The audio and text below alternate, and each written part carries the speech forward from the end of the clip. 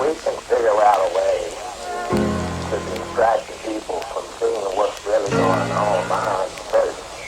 We can take, for instance, social media and preoccupy them with as much eye candy as they can look at. They won't look at politics.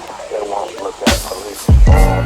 They won't look at social injustice. Let's just keep them occupied and distracted.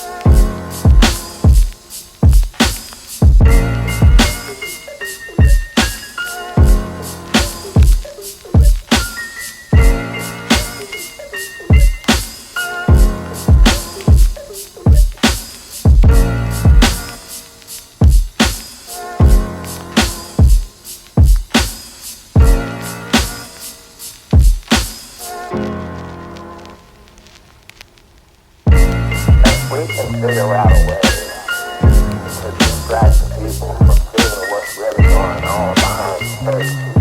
We can take, for instance, social media and preoccupy them with as much eye candy as they can look at. They won't look at politics. They won't look at